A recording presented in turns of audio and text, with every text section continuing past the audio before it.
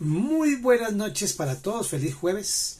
Como todos los jueves hasta ahora 8 de la noche, Bogotá, Colombia, estamos estudiando la palabra libro a libro, capítulo a capítulo y verso a verso. Vamos ahora en el libro de Hebreos.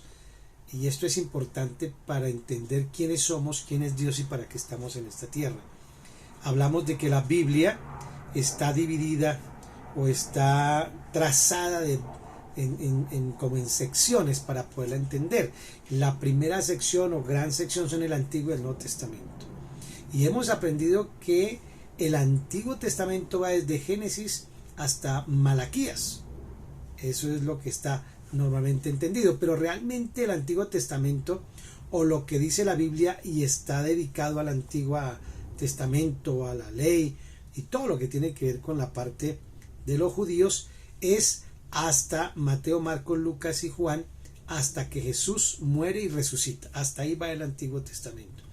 Todo lo que leas de ahí hacia atrás, antes de la muerte de Jesús, todo eso corresponde al Antiguo Testamento. Jesús habló para los judíos. Jesús vino a cumplir la ley. Por lo tanto, todo lo que él dijo tiene que tomarse en cuenta. Muchas cosas, o más bien pocas cosas de las que él dijo, las dijo en secreto o para sus discípulos pensando en el futuro. Pero siempre, aunque él estuvo cumpliendo la ley, él y hablando a los judíos, él cumplió todo, pero al mismo tiempo predicó sobre la buena noticia, que es la salvación ya no por obras, sino por creer, por fe, por gracia. Esa es la gran diferencia. Entonces hay que vivir entre la ley y la gracia prácticamente. Pero luego vienen otras subdivisiones, ¿no? Todo lo que es la creación, todo lo que es esa época inicial donde está la caída, donde está lo de Abraham, todo lo que fue estas situaciones especiales allí. Y luego viene ya lo de Moisés, todos acá los de Egipto, y hasta que llega Jesucristo. Y de Jesucristo, en su resurrección, nace la iglesia. Es lo que llamamos nosotros la época o la fracción de la gracia, de la fe, de la salvación por gracia de la iglesia, de la novia de Cristo, hasta que Él venga y arrebate a la iglesia. El arrebatamiento es la otra margen que hay. Viene el arrebatamiento, se van los hijos de Dios, nos vamos con Él, tenemos nuestras bodas y Él regresa luego sí por segunda vez. Ahora sí, a juzgar a vivos y a muertos, y viene un tiempo que le llaman la tribulación o la gran tribulación también, y esa parte ya no estamos nosotros según lo que hemos interpretado con el texto y el contexto, y luego lo vamos a ver más profundamente cada vez que vamos pasando un libro de estos. Y luego viene el milenio, o sea, el reino de Dios en la tierra con todos sus santos, o sea, toda la iglesia viene a reinar por 1000 años, y luego viene ya lo que es el juicio de Satanás con su anticristo y la bestia y todos los que no creyeron en el Señor y van al lago que arde con fuego y azufre, que se le llama infierno. Ese es el resumen más o menos para entender la Biblia. Cuando lea el Antiguo Testamento siempre tiene que buscar dónde habla de Jesús, siempre, desde Génesis, Éxodo, Levítico, Números, todo lo que tú leas allí, en Reyes, en Salmos, en Ruth, todos los libros tienes que buscar qué habla de Jesús o qué tipifica a Jesús o qué está representando a Jesús. Esa es la mejor manera, porque todo el Nuevo Testamento es aclarando la sombra, el Antiguo Testamento. Ok, eso es básicamente. Y Hebreos, pues fue escrito, se cree, por Pablo, pero no hay una certeza, pero creemos que la mayoría se cree o creen los teólogos que fue Pablo, o por lo menos fue alguien inspirado por Pablo o uno de sus discípulos. Ahora, esta época y para quién fue escrito, lo otro importante del texto y el contexto, es escrito para judíos que se han convertido a cristianismo, a Cristo, pero que en ese momento de persecución, en ese momento de muerte que estaban sintiendo los cristianos, ellos toman una decisión. Este grupo de judíos toma una decisión de apartarse de la verdad del Evangelio, de la gracia, de la salvación por gracia, por fe, por medio de Jesucristo, y comienzan a devolverse a mezclarle obras. O sea que sí se necesita de Jesús, pero que también se necesitaba guardar los días, no comer ciertos alimentos, hacerse circuncidar y como volverse al judaísmo, volverse a las costumbres, volverse a los libros, volverse a todo esto que se hacía y los rituales y tal. ¿Por qué? Porque esto evitaba que fueran asesinados, que los mataran. Eso es básicamente de lo que se trata. Entonces, Hebreos es una exhortación para que los que están firmes continúen firmes y para los que se están apartando decirles que no deben hacerlo. Es básicamente eso. No importa el sufrimiento que vivamos, es mejor estar en la gracia del Señor, aunque nos persigan y nos pasen cosas terribles. Es lo que el libro de Hebreos está hablando, esta carta o este mensaje o esta prédica más bien.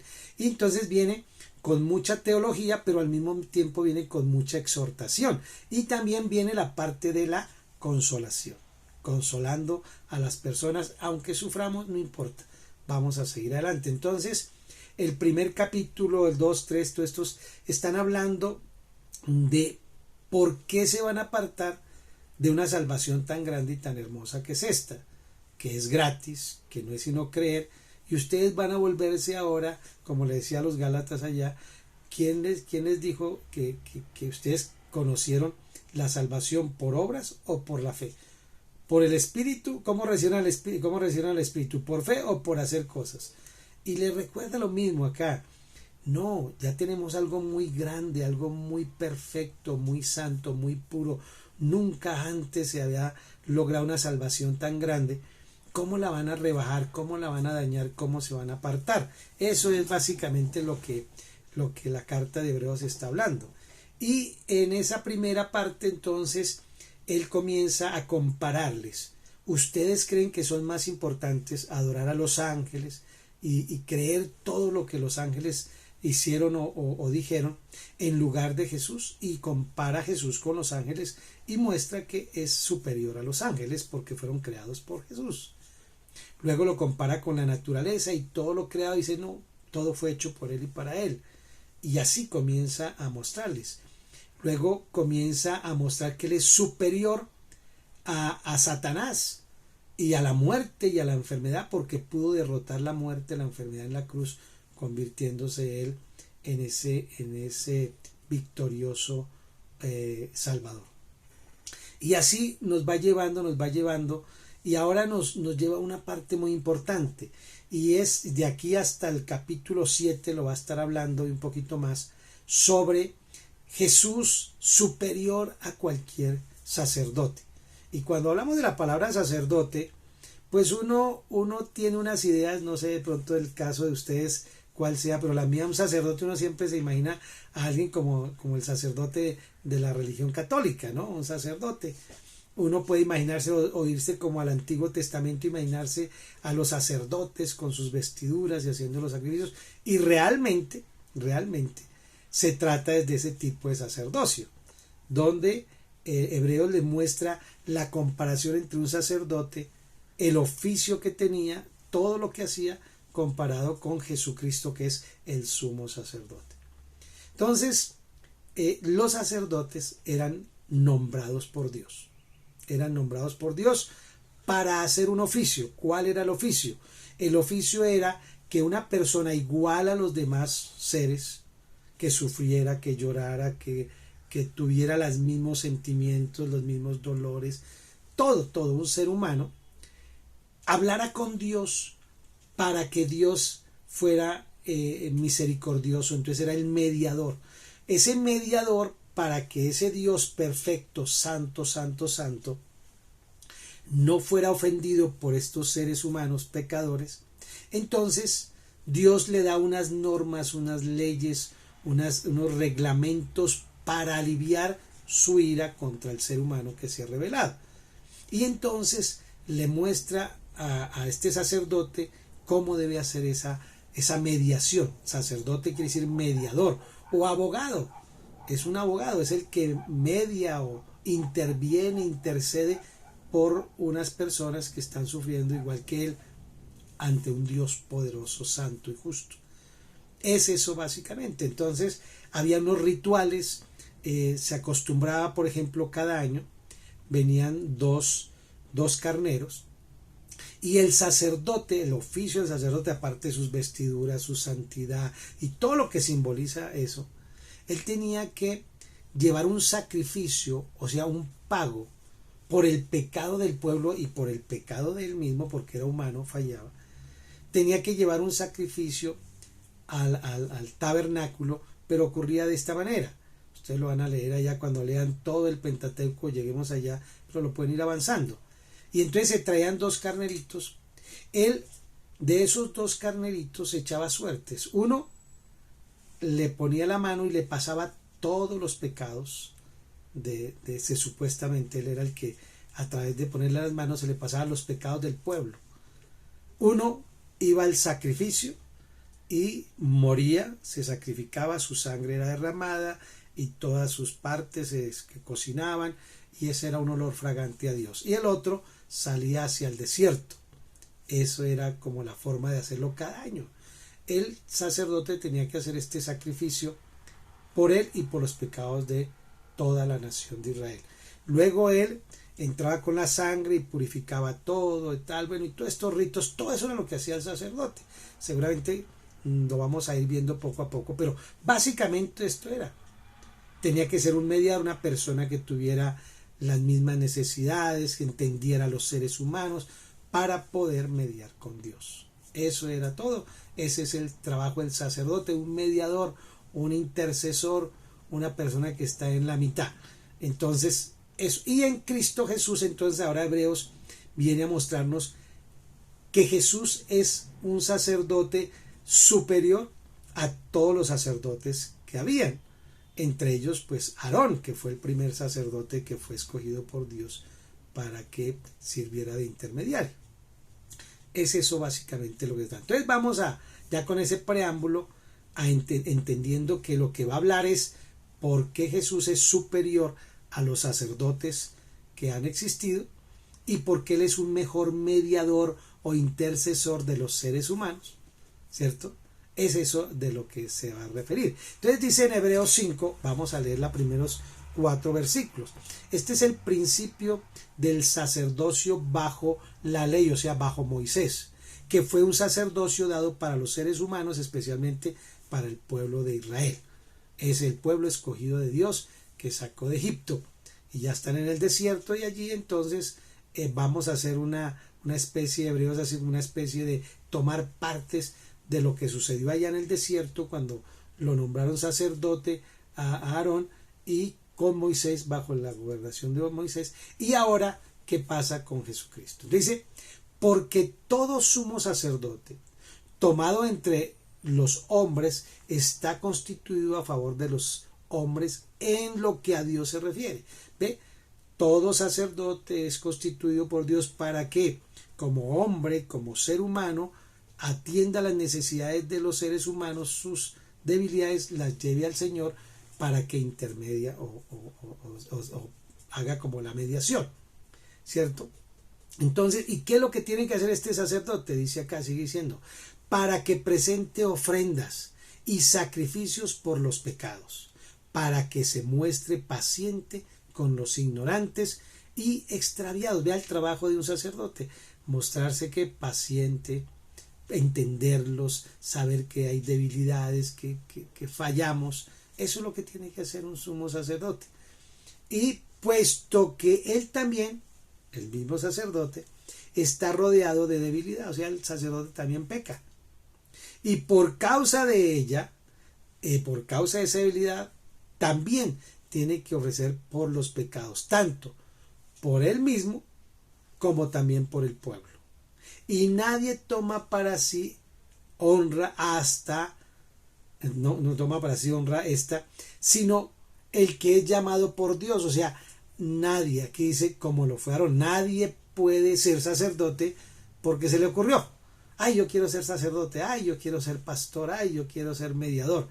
No, tiene que ser un llamado de Dios, un llamado de Dios, nadie más. De hecho, seguramente que lo vamos a ver acá, cuando los hijos del mismo Aarón quisieron presentar ofrendas a Dios sin haber sido llamados, porque aunque eran hijos, eran ayudantes, no podían presentar ofrendas solo a Aarón. Pues ¿sabe qué? Dios los consumió en fuego, murieron porque quisieron hacer un rol, un papel de una posición que no tenían. Es muy serio el papel de intermediario, de sacerdote. Entonces, todos los sacerdotes es escogido entre los mismos seres humanos. ¿Para qué? Porque él es el que entiende y más o menos así siente lo mismo que los demás. Allá en Éxodo 28:1 habla de esa parte. Y luego dice que ese sumo sacerdote es el que debe presentar los sacrificios y las ofrendas por los pecados, no solamente de él, sino de todo el pueblo. Ahí no hay nadie que se salve. Humanamente, tanto el sacerdote como las personas que él representa, todos son débiles y todos han pecado. Dice ahí para que se muestre paciente. Claro, recuerda que está primero mostrando al ser humano para luego mostrar al ser humano Jesús. Cómo lo hizo Jesús, cómo lo hizo Aarón, cómo lo hacen los sacerdotes humanos, cómo lo hace el sacerdote que viene directamente del cielo. Entonces, este sacerdote tiene que mostrar paciencia, humildad, conocer, ser tentado en todo igual que los demás para poder interceder como alguien. Si alguien no siente, pues no puede como orar con la misma fuerza, ¿cierto? Entonces ser paciente, porque con los ignorantes, dice allí, porque la gente no sabía cómo presentar una ofrenda, no sabía cómo era que Dios actuaba, tal. Entonces tiene que tener paciencia. Entonces mire cómo está mostrando cómo debía ser un sacerdote para luego llevarnos a mostrarnos cómo es Jesús. Y habla también de que ese sumo sacerdote, aparte de ser paciente, debe estar rodeado de debilidad. O sea, debe ser debilidad, quiere decir que es sensible a ser tentado en todo. Y recuerde que nuestro Señor, como ahora como sacerdote, él pasó por todo esto. Él se hizo humano, siendo Dios, renunció a ser Dios para hacerse un ser humano, y no cualquier ser humano, sino uno de los más pobres.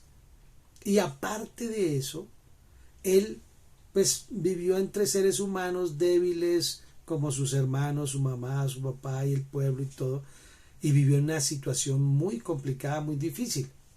Y él aprendió, incluso por los estudios que se hacen, se parece que José murió y Jesús asumió el papel de hermano mayor, de cuidar y todas estas cosas. Entonces, por causa de esos pecados y por causa de esas debilidades, entendiendo la naturaleza humana, tiene que ofrecer sacrificio a Dios, que es santo, perfecto, y la paga del pecado, la muerte. O sea, todo pecado lleva a la muerte. Entonces ellos presentaban esa ofrenda para que esos pecados que habían cometido, que no eran evidentes, porque si eran evidentes los mataban, que no eran evidentes los llevaban ante el Señor, porque pecaban de pensamiento, de palabra, por hacer, por no hacer, por todas esas cosas. Entonces este sacerdote tenía que hacer un sacrificio. ¿A quién sacrificaba? A un corderito. El otro se iba y este lo sacrificaba. En el caso de Jesús, él no trajo ningún corderito, siendo él el sacerdote, porque era débil como cualquier ser humano, fue tentado en todo. Recuerda cuando fue llevado al desierto, que fue tentado por Satanás después de 40 días de ayuno, y Satanás le dice que convierta esa piedra en pan. Son los deseos de la carne. Y él dijo, no solo de pan vivirá el hombre. Y luego le dice que por qué no se tira de un lugar alto y que Dios va a mandar sus ángeles. Y él le responde que la Biblia dice así, quieto ahí, no señor. También la Biblia dice, no tentarás al Señor tu Dios. Y luego entonces le dice, mire, esa es la parte de ser famoso, ¿no? la vanagloria de la vida. Y dice allá que le doy todos estos reinos, el poder, la riqueza, todos estos reinos se los doy. Y el Señor Jesús dijo, no, al Señor tu Dios solamente adorarás. Y en toda esta tentación que tuvo el Señor, porque fue ahí, fue permanente, mire que fue tentado en todo, en todas las áreas sexuales, en su área de fe, en su área familiar, en toda, pero en ninguna pecó, en ninguna pecó. Esa es la diferencia entre él y cualquier sacerdote, que los sacerdotes fallan, pero el Señor nunca pecó. Esa es la clave. Y él estuvo tentado, entonces por eso él nos entiende. Y sigamos acá para no adelantarnos a esta situación. Y nadie toma para sí honra esta, sino que es llamado por Dios como lo fue Aarón. Aarón fue llamado por Dios, no por Moisés, no, fue Dios el que lo nombró sacerdote. Y lo mismo pasa con Jesús. ¿Quién fue el que lo nombró? Dios. ¿Recuerdan allá cuando él dijo en el bautizo, cuando Juan lo estaba bautizando, dijo, este es mi Hijo amado, en el cual me complazco? Este es a él. Y luego en la monte de la transfiguración también ocurrió lo mismo. Entonces el oficio de sumo sacerdote no era nada a lo que se pudiera aspirar. Yo quiero ser sacerdote, yo voy a estudiar, voy a hacer una carrera para sacerdote. No había seminario, nada, era un llamado. Entonces eso a lo que voy es que, o lo que quiere interpretar este pasaje es que es algo muy puro, muy santo, y solo lo escoge Dios. Nadie más lo puede tomar. Entonces esa parte nos pone ya a pensar, wow, un sumo sacerdote es algo serio, es una responsabilidad, es llamado por Dios, tiene que ser humano igual a los demás, esos eran los requisitos, y presentar sacrificio a un Dios santo, poderoso y puro. Entonces, del 5 y el 6 del mismo capítulo 5 está calificado para ser nuestro sumo sacerdote. O sea, ¿quién está calificado para ser un sumo sacerdote? Solamente con esas condiciones que hemos hablado. Y dice acá, así tampoco Cristo se glorificó a sí mismo. O sea, Cristo dijo, no, yo quiero ser sacerdote. No. Tuvo que haber sido elegido por Dios. Por eso, en la Biblia, en el Antiguo Testamento, en el Salmo, dice, sino que él dijo, allá en el Salmo, o sea, eso fue mucho antes, dice, tú eres mi hijo, yo te he engendrado hoy. Como también dice en el otro Salmo, tú eres sacerdote para siempre según el de Melquisedec. Dos versículos, dos salmos, uno es el Salmo 2.7 y el otro es el Salmo 110.4, donde habla dos partes donde está profetizando que el Hijo de Dios, el Mesías, iba a ser, primero, nacer. Cuando dice yo te he engendrado, no quiere decir que Jesús fue engendrado como un hijo común y corriente, no. Engendrado es que él ya era Dios, y engendrado es que nació de María. Humanamente fue engendrado. Divinamente él siempre ha sido Dios. Y cuando dice yo te he engendrado hoy, es yo te he enviado, yo te he escogido para ser sumo sacerdote. ¿Cuál fue el propósito entonces por el cual vino Jesús, por el cual lo envió el Padre, para que viviera todo este dolor, que fuera sacerdote? O sea, fuera el mediador eternamente y para siempre de todos nosotros, de toda la humanidad. Vea qué interesante, ¿no? Entonces, es bueno entender esto, que los primeros cristianos pues deberían recordar que ser sacerdote no era una cuestión de un estudio de querer, sino era un llamado. Y ese llamado ya estaba profetizado. Para este tiempo que vino Jesús, estaba profetizado ya allá 700, 900 años antes por el Señor, ya lo había dado profetizado. Entonces, pero era un sacerdocio como el de Aarón, que era hasta que él muriera. No, el de Aarón y el de todos los sacerdotes que hubieron era hasta que ellos se morían, y ahí el Señor escogía a otro. Pero acá no, dice sacerdote para siempre.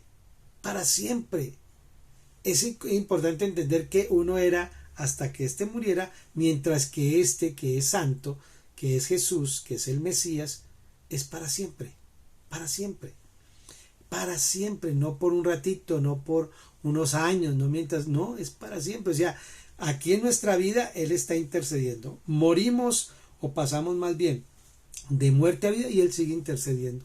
Él sigue intercediendo. Y cuando dice entonces yo te he engendrado hoy, está hablando de que Él le da un rol, le da una orden, le hace un llamado y lo envía. Ese es el llamado realmente. Entonces, según el orden de quién? De Melquisedec. Melquisedec fue un sacerdote que apareció allá en Génesis cuando Abraham fue a rescatar a su sobrino Lot. Y entonces cuando él regresó con el botín, Abraham decidió por su propia voluntad darle al sacerdote, que en ese momento apareció, que es Melquisedec, que no tiene principio ni tiene fin, le dio la 10ª parte o el diezmo del botín. ¿Y qué hizo Melquisedec? Melquisedec le dio pan y vino, de una vez profetizando también que Jesús era el pan y el vino, era esa muerte y esa resurrección.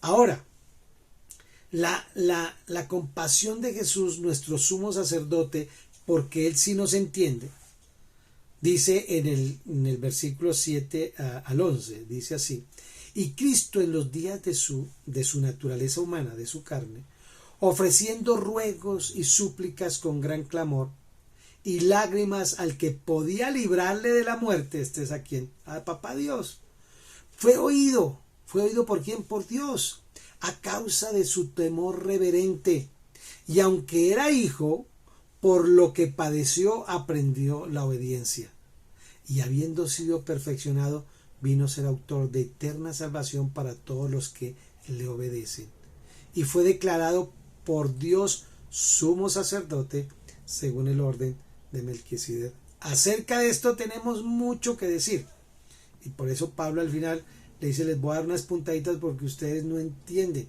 son bebés, no captan.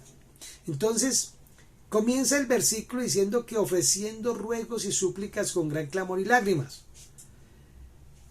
Aunque él sabía que su papel era el de ser sacerdote, sumo sacerdote, ser mediador, él también sabía que no podía traer una ovejita, un carnerito, sino que él mismo iba a ser el corderito. Por eso él se llama, ahí dijo Juan, ahí viene el cordero inmolado, el cordero de Dios. Él sabía que iba a pasar por todo ese sufrimiento. Entonces la agonía de Jesús en el huerto de Getsemaní, ¿se acuerdan? Allá en Mateo 26, y habla de esa prueba tan difícil que él tuvo que sufrir, esa lucha entre su parte de obedecer a Dios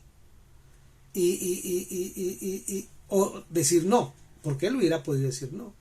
Pero ¿qué decidió Jesús? ¿Y qué es lo que nos está enseñando Hebreos? Que Jesús decidió obedecer aún a pesar de todo el sufrimiento que iba a padecer. Cuando él clamó a Dios para que lo librara, Dios le dijo: si usted quiere, yo lo libro. ¿Y qué dijo Jesús? No, mejor hágase tu voluntad y no la mía. Cúmplase tu deseo. ¿Cuál? Que yo sea un sacerdote, y para ser sacerdote tengo que ser sacrificado. ¿Para qué? Para poder ser mediador entre Dios y toda esta humanidad que va para el infierno. Es eso. Él decidió hacerlo por su propia voluntad. Nadie mató a Jesús. Él se entregó. Él sabía que venía. Él no estaba ahí, ay, ¿qué va a pasar conmigo? No, él lo sabía. Entonces, cuando habla de la palabra súplica, es una palabra de dolor, de clamor, ¿no? De angustia, que está pidiendo como que, bueno, deme un aliento, deme una fortaleza, dime, Padre, ¿cómo lo puedo lograr? Porque eso es muy terrible. Entonces, esa palabra fue escuchada, dice, y fue oído a causa de su temor reverente. Mire que aunque él sabía que él era Dios, pero ya como humano, como ser humano, él sabía que iba a sufrir mucho. Y sin embargo, él se mantuvo obediente a su Padre. ¿Y fue oído a causa de qué? De su temor reverente. Jesús le pidió, recuerda, Señor, si es posible, pasa de mí esta copa, que no me toque beber este sufrimiento. Y él fue oído. ¿Cómo fue oído? Uno diría, ¿cómo fue oído Dios? Y de todas formas Jesús fue a la cruz y todo. Pues fue oído porque cuando Jesús en su humildad decide obedecer al Padre para salvar a esta humanidad perdida, ¿fue oído en qué momento? Él fue oído desde el primer momento, pero ¿cómo se cumplió que Dios le ayudó? Dándole la fortaleza para soportar ese dolor, dándole el amor por la humanidad, poniéndole en él tanto amor por su Padre y por la humanidad. Eso fue lo que hizo, ahí fue escuchado y Padre Dios le dio mucho amor por los que se iban para el infierno. ¿Y cómo se comprobó esto? Porque al tercer día lo resucitó de entre los muertos. Ahí se comprueba que el Padre sí lo escuchó. Si no lo hubiera escuchado, lo deja allá para siempre en el Seol. Pero Dios Padre lo resucitó de entre los muertos porque cumplió a cabalidad. Por eso en la cruz Jesús dice, Padre, completé la tarea. Quiere decir, consumado es. Lo hice. Gracias porque a pesar de todo esto, enviaste fortaleza y amor por esta humanidad. Sin amor, Jesús no hubiera podido hacer su obra perfecta, ¿no? Nadie puede. Entonces, ¿sí fue oído o no? Claro que fue oído. Y uno vuelve y entiende cómo fue oído si de todas formas fue sufriendo, pero él fue sufriendo lleno de amor. No le importaba padecer los golpes, los azotes, que le clavaran sus manitas, le pusieran esa corona de espinas, lo atravesaran, lo humillaran, le quitaran la ropa, lo avergonzaran. Todo eso él lo soportó por amor. ¿A quién? Primero al Padre, porque fue obediente en todo, y por nosotros. Y luego dice una palabra que es como un poco complicada, difícil, porque bueno, esta anterior, ahí ya más o menos la podemos captar. Por lo que padeció, aprendió la obediencia. Tú dices, ¿cómo así? ¿Acaso Jesús no fue obediente? No, no está diciendo eso. Que él nunca dejó de ser Dios en su esencia, ¿cierto? Y un Dios, pues, que necesita aprender si él es Dios. Pero como ser humano, porque fue 100% Dios, pero 100% ser humano, sufrió, lloró, sintió, todo como un ser humano. Por eso nació de María, de la Virgen, nació de una mujer igual que todos. Allá en primera de Juan 5 habla de que nació de sangre y de agua, o sea, fue un nacimiento natural. Él nació todo, lo tuvieron que poner en pañalitos, todas esas cosas. Entonces, experimentar la obediencia, sino fue despojarse de toda su gloria, de todo su poder, porque él es el verbo, el creador de todo, y hacerse humillándose como un ser humano. Jesús no pasó de desobediencia a obediencia, no, él siempre fue obediente. Él aprendió es lo que es sufrir por amar al prójimo, por amar a Dios, por amar a su Padre. Él aprendió lo que era sufrir por amor. Eso es lo que él aprendió. Padeció, yo colocaría por lo que padeció por amor, aprendió lo que era padecer por amor. Obedeció. Es eso. Obediencia. La obediencia es algo que nosotros decimos, sí, yo obedezco, o obedezca.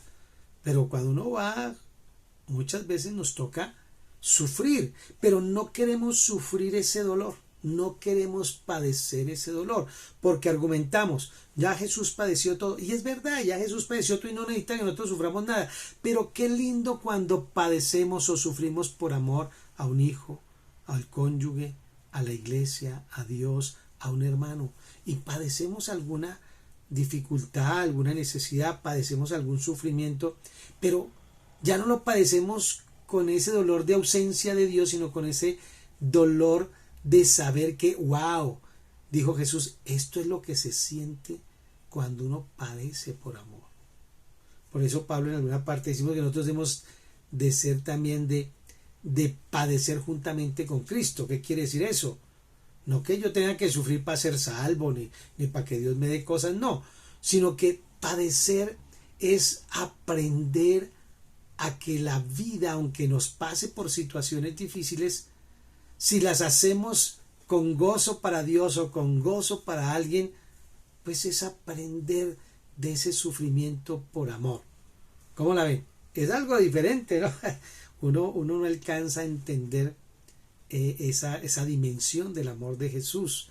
Por lo que padeció aprendió la obediencia, aprendió que el sufrimiento es parte de la obediencia. Y uno dice, yo quiero obedecer, pero si me toca sufrir, no. Porque muchas veces, hijo, tienes que estudiar y salir adelante, entonces tienes que trasnocharse, tiene que de pronto dejar ciertas amistades, dejar muchas cosas para dedicarse a estudiar y padeces, pero lo haces por amor a tu padre, a tu madre, lo haces por amor a ti, lo haces por amor a la humanidad. ¿Ve? Ese padecimiento no es malo. Hay gente que sufre por la novia, por el novio, sufren, lloran, tal, y lo hacen ¿por qué? Por amor. Ojalá aprendan de eso algo, ¿no?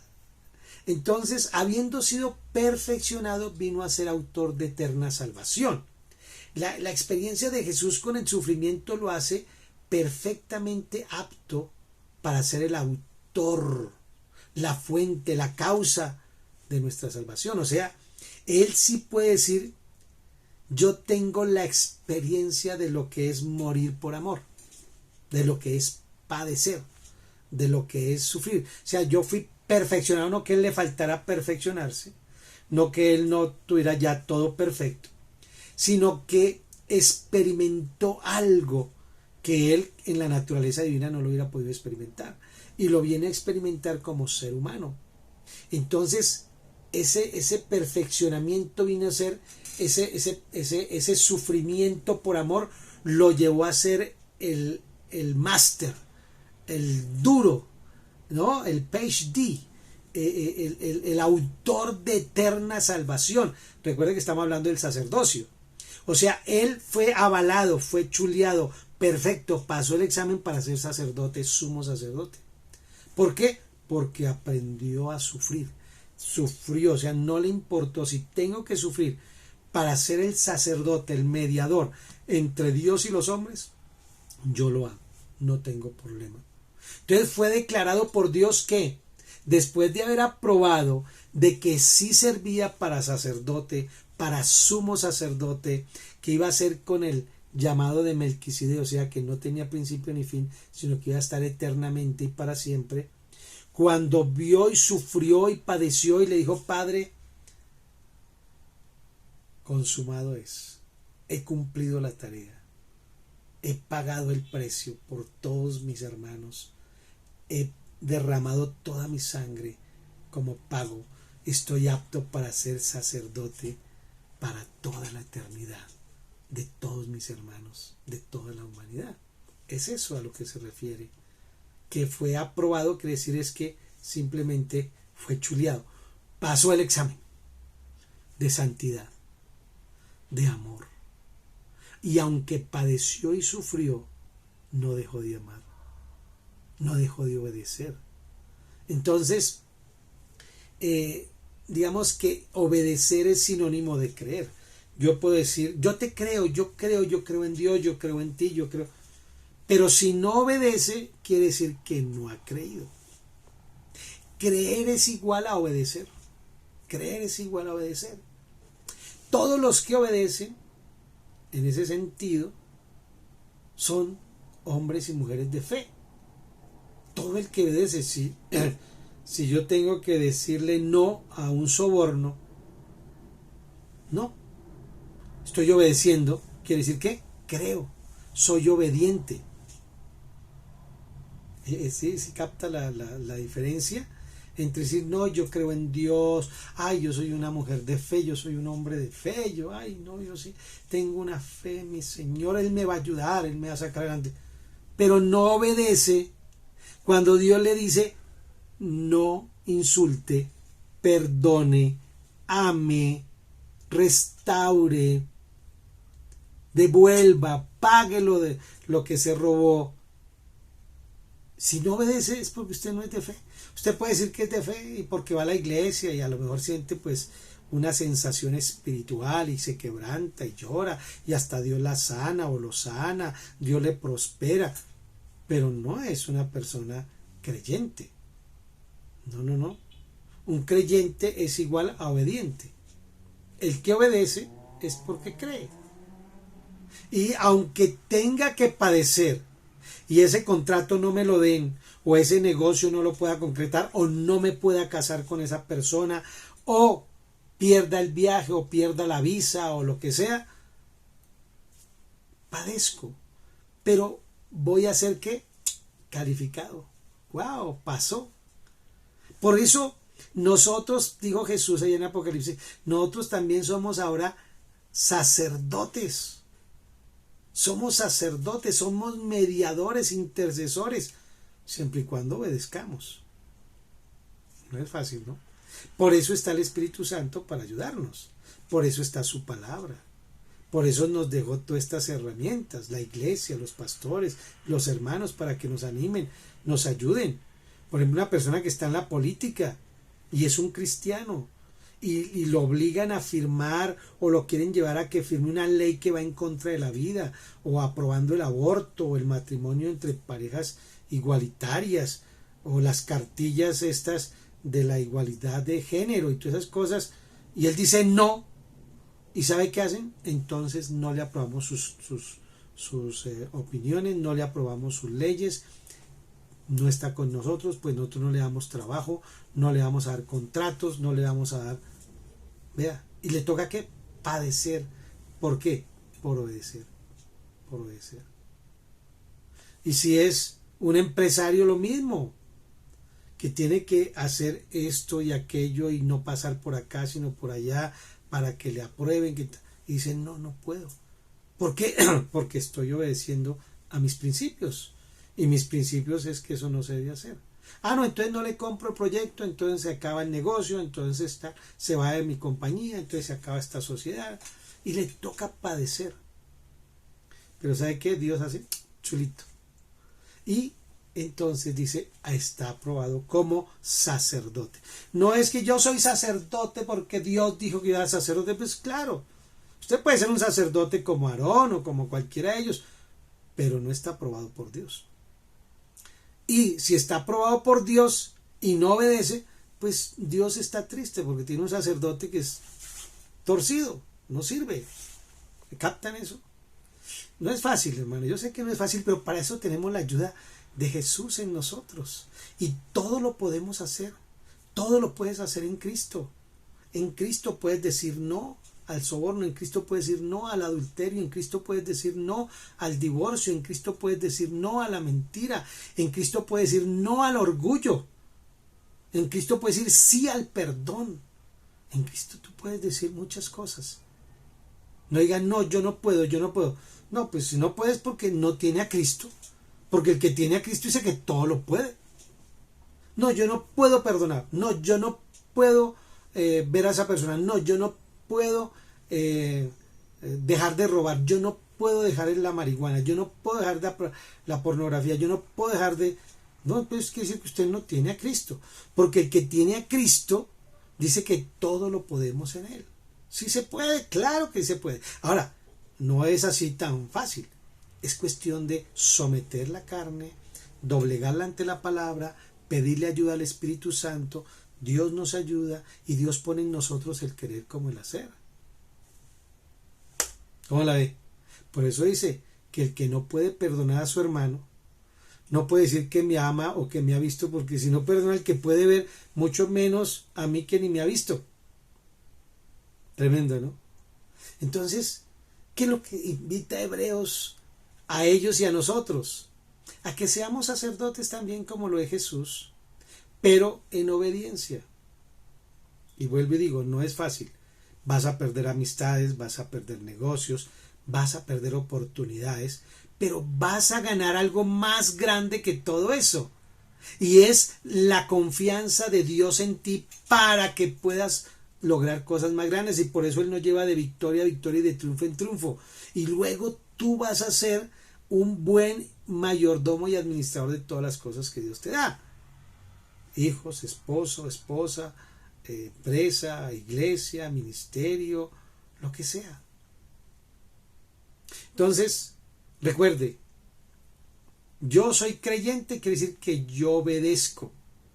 Cuando digo yo soy cristiano quiere decir yo le obedezco a todo lo que Cristo dice.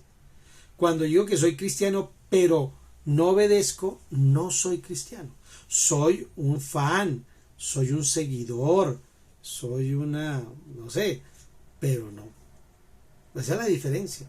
Vuelvo y digo, seguramente vamos a fallar. Lo importante aquí es reconocer que fallé y pedirle a Dios que me ayude para no volverlo a hacer.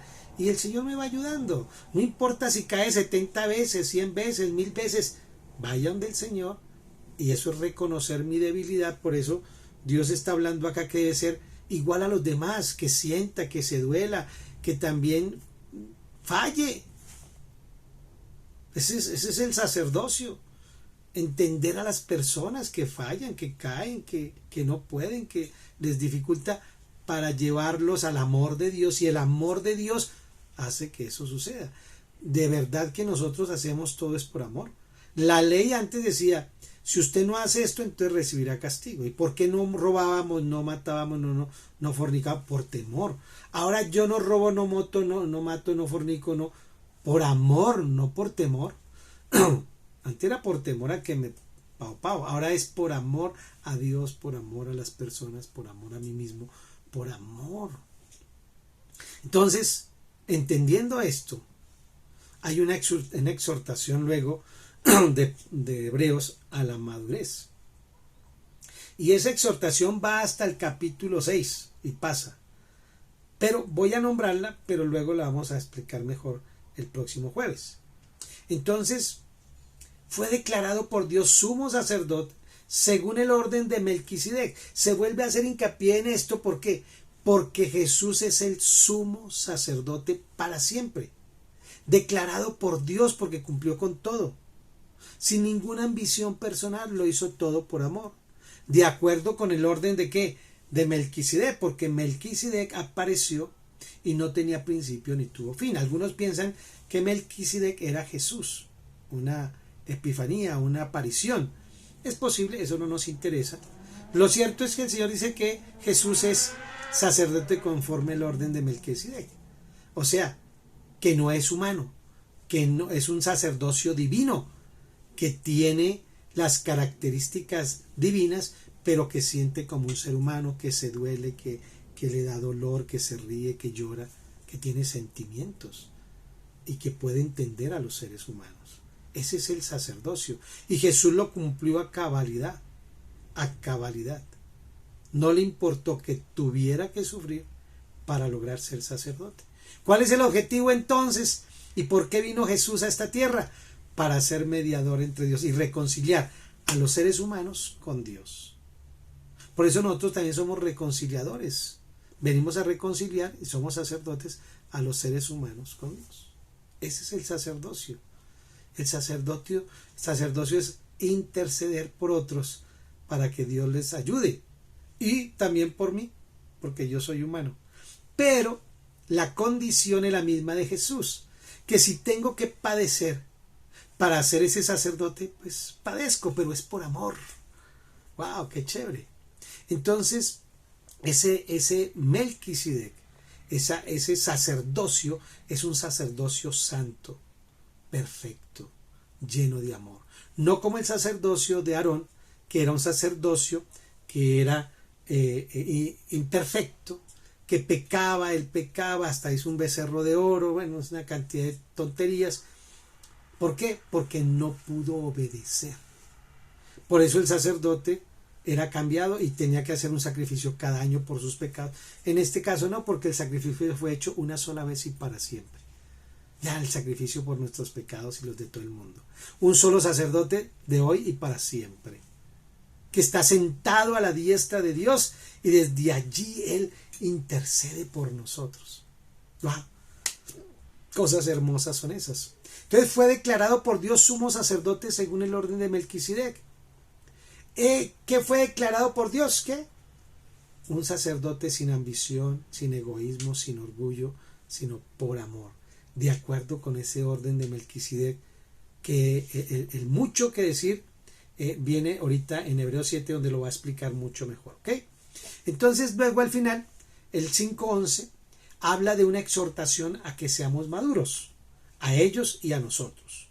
Dice acá, y difícil de explicar por cuanto os habéis hecho tardos para ir. Todo esto que les he hablado y que nos ha hablado Hebreos, no era fácil de entender. ¿Y por qué no es fácil de entender? Porque nos hemos hecho tardos para oír.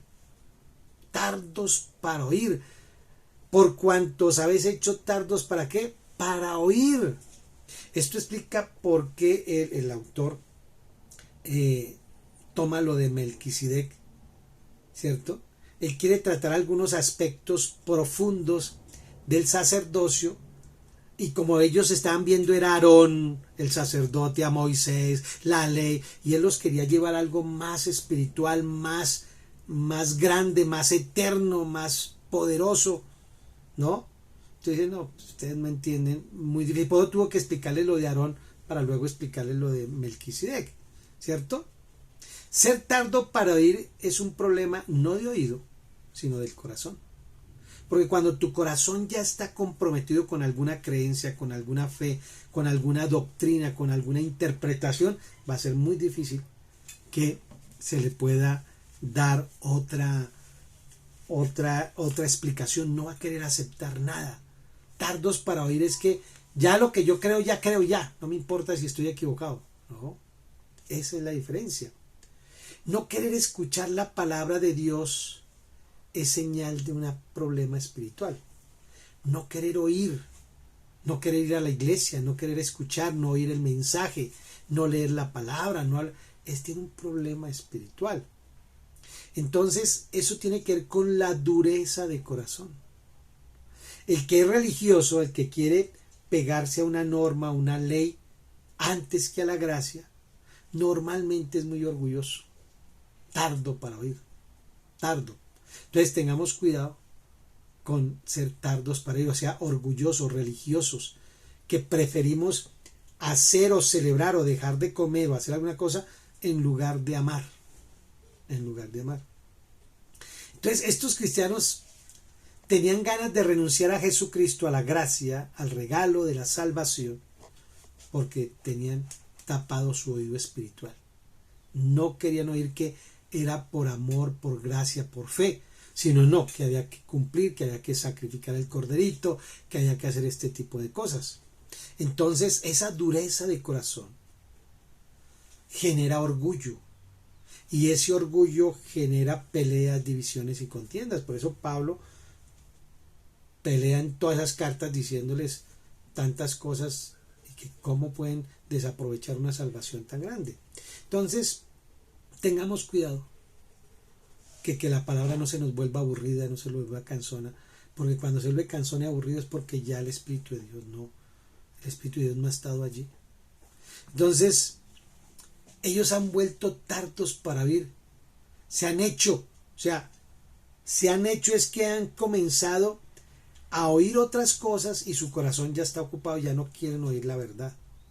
Su incapacidad para madurar está expuesta aquí. Hebreo dice, ustedes son unos niños, porque habiendo de ser ya maestros después de tanto tiempo, después tienen necesidad de que se les vuelva a enseñar cuáles son los primeros rudimentos de la palabra de Dios. Porque debiendo ser ya, ellos ya estaban muy viejos para todavía estar en ese tipo de explicándoles cositas, deberían ser maestros. Todos los cristianos debemos ser maestros, todos debemos ser maestros, en el sentido de que tú debes recibir la palabra de gracia y entregarla de acuerdo a su testimonio. Y dice, tened necesidad de que se les vuelva a enseñar cuáles son los primeros rudimentos de las palabras de Dios. Esto no es algo a favor de ellos, no, por el contrario.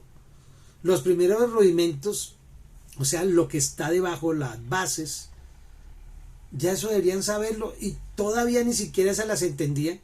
Tocaba volverles a predicar, toca volverles a enseñar. ¿Cuáles son esos primeros rudimentos? ¿Cuáles son esos primeros rudimentos? Aquí dice habéis llegado a ser tardos. Dice, habiendo llegado a ser cuerdos, que tenéis necesidad de leche y no de vianda. El alimento sólido es la gracia de Dios, salvación por gracia, salvación por fe. La leche es haga. Esa es. Básicamente en eso se resume lo que es un bebé espiritual, que un bebé espiritual, al querer que todo tiene que ser por hacer y no por fe, normalmente ellos se vuelven unos bebés en todo. Un niño, tal vez usted es un niño espiritual, tiene una vida espiritual inestable, de eso que no obedece, sino que hay veces sí, hay veces no. Los niños son personas así, que hay veces están aquí, hay veces están contentos, hay veces están llorando, ¿no? Y están, una doctrina, se van para allá, otra doctrina, se van para allá, van para un lado y para el otro. Entonces de pronto estamos volviéndonos niños espirituales, hemos vuelto a ser niños espirituales porque provocamos división en la iglesia, queremos crear conflictos, queremos poner problemas por cualquier cosa y no por la. Usted puede poner problemas si es que se está predicando algo que es diferente a la gracia, a la fe, a Jesucristo, pero ponen problemas que porque si Adán tiene ombligo o no tiene ombligo, que porque se separó o no se separó, que porque sirven la cena así, que porque la música está duro. Eso se llama inmadurez, ser niños problemáticos. Tal vez usted ha sido desilusionado por algún pastor importante, algún profeta, alguna cosa de estas, y eso lo tiene triste, pero eso no tiene que llevarlo a que usted se vuelva como un niño, mami, mire, ya no quiero hablar de pastores, todos los pastores son malos, todos son iguales. No, señor, madure. Su relación es con Dios y con Jesucristo, no con las personas. Usted también es sacerdote, así es de que puede hablar directamente con Dios. ¿Qué tal ustedes de esos quisquillosos que por todo ponen problema, que le ponen problema como viste, como habla, como se peina, todo como predica? Eso es un bebé espiritual. Es un inexperto en la palabra de justicia. ¿Qué quiere decir? Que la justicia es que Cristo Jesús pagó por ti y por mí y que nos liberó y nos dio vida eterna. Eso es la justicia. Y no es experto en eso. Es un inexperto en creer que Jesús nos dio la salvación por fe, por amor. O sea, un bebé es aquel que no acepta que todo es por gracia, que todo es por fe, que no tenemos que agregarle nada, que no tenemos que mezclarle nada, que no tenemos que hacer ningún curso, que no tenemos que hacer ningún sacrificio, que no tenemos que hacer ni circuncidarnos, ni dejar de comer, o ir o no ir. No, que Él ya lo hizo todo y que es por gracia. Eso es un maduro. El inmaduro es el que quiere mezclarle. Entonces, tienen los sentidos atrofiados, no los ejercitan. Los ojos, compárelo con sus ojos espirituales, que está viendo. Sus oídos con sus oídos espirituales, que está oyendo. ¿A quién escucha usted? Que la pasan oyendo un predicador, otro predicador, todos los, no, mejor dicho. En lugar de oír la palabra, ver la palabra y hablar con el Espíritu Santo. Eso es. Ejercite sus sentidos espirituales, discierna entre lo que es bueno y lo que es malo. Todo aquello que te obligue, que aparte de la gracia y de la fe, tienes que agregarle algo como vestido, comida, no comer, ir, X, Y, Z, un curso, lo que sea, eso no es de Dios. Ese es un inmaduro, aunque se las dan de maduros, se las dan de muy conocedores. Entonces, mis amados, lo único que quiero decirles es que Dios nos ama y que Él es el sumo sacerdote, que Él fue llamado y que Él pagó el precio para ser nuestro Salvador. Aleluya. Usted y yo obedezcamos por amor y demos frutos de ese amor. Seamos sacerdotes también, como lo es el Señor. Y si hay que padecer, padecemos. Que Dios nos ayude a ser esos fieles servidores del Señor, ayudantes del gran sacerdote y sumo sacerdote que es Jesucristo, conforme el orden divino de Melquisedec. Que Dios me los bendiga, que la paz de mi Señor esté hoy contigo y esta semana. Y por favor, denle el link, denle la campanita y haga un comentario para que podamos ser más reconocidos.